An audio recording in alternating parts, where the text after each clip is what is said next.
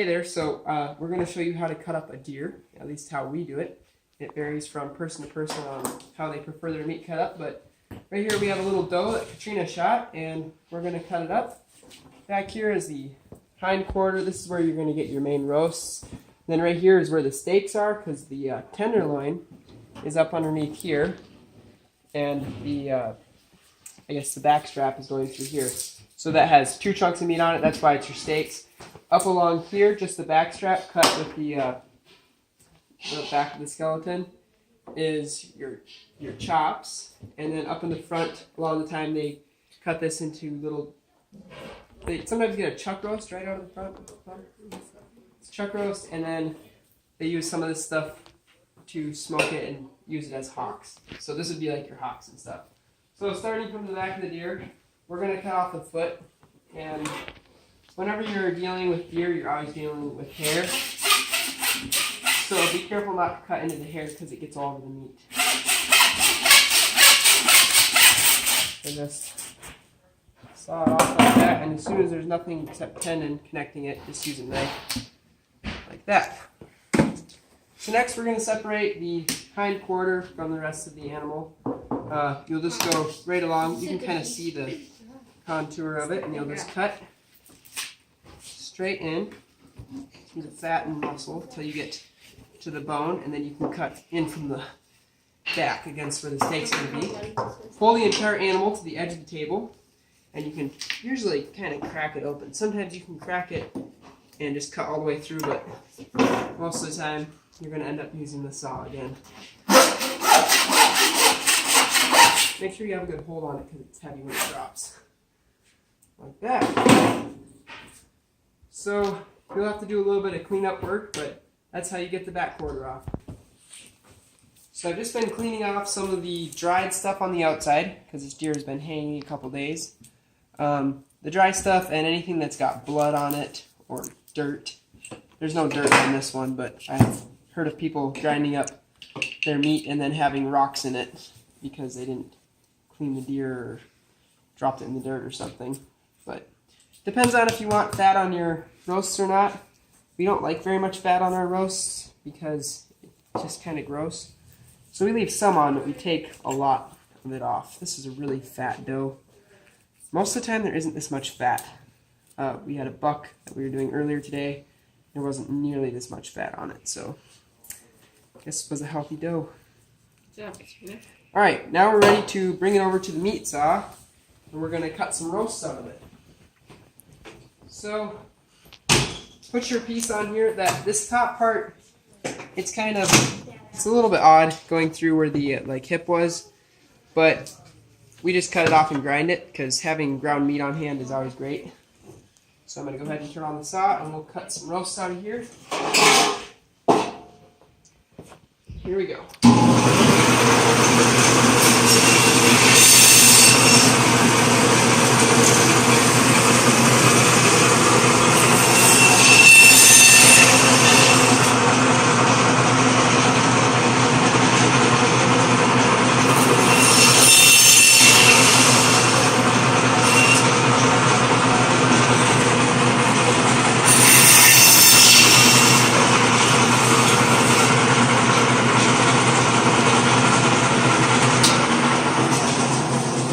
Now, if you wanted one more roast, you could probably get one more small one, but we like grinding meat, so that I'm just going to give it to my siblings to cut grinding meat.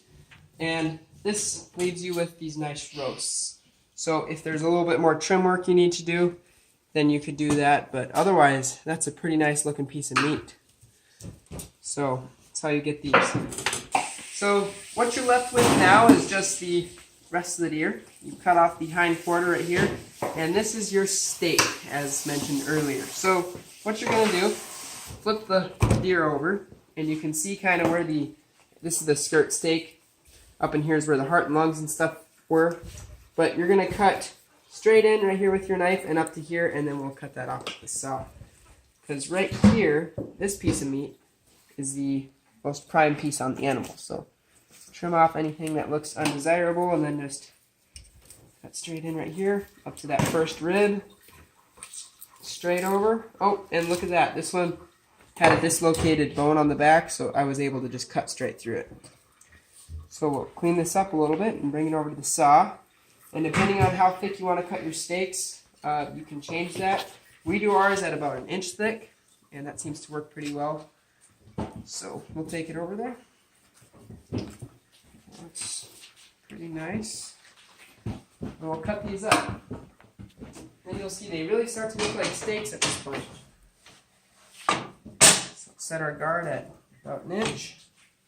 The first couple that come off, since it's not a very straight edge on here, usually end up being ground, but the rest of it will be nice.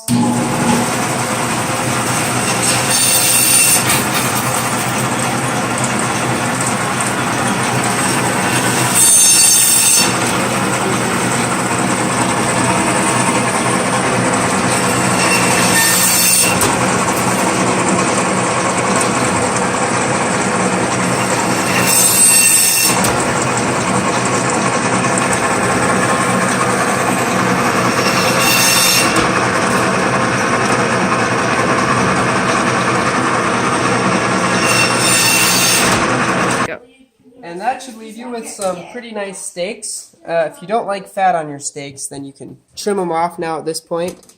And these pieces of meat will be wrapped, as many as you want in a package. So I'm going to carry those over there. Go. Who's that? So I'm going to cut this piece off here now. Oh, good. On the bottom of the ribs and stuff. There's this thin piece of material that you can take off, and if there's anything good on it, you can grind it. I'll let them decide what's good there and what's not. And now you've got just the front leg and the main body. What are you doing? So now we're going to cut this off over at the saw again. And I always put it this way so that I can see the elbow of the animal, and then I cut straight in right here.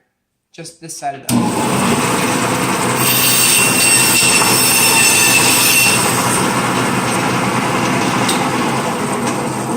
And that leaves you with this piece. Now we're going to cut straight like this to get off some more chuck steak. So bring your saw, get it positioned.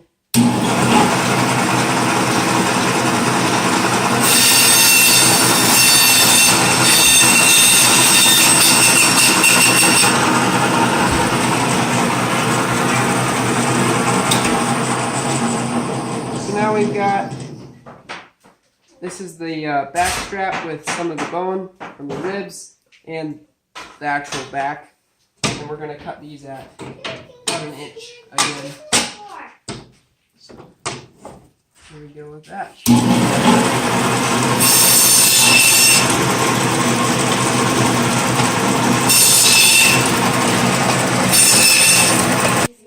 So these pieces are from up by the front where it was thicker because of the back of the leg. And as you can see, like the first one that came off there was really nice and big, and then they just get progressively smaller and smaller all the way until they're basically just little, like, I don't know, an ear of meat.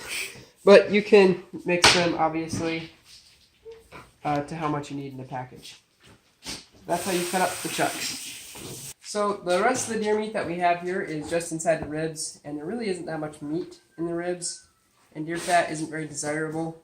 The fat actually contains the flavor of the animal, and since deer live out in the woods, they kind of taste gamey, which makes sense.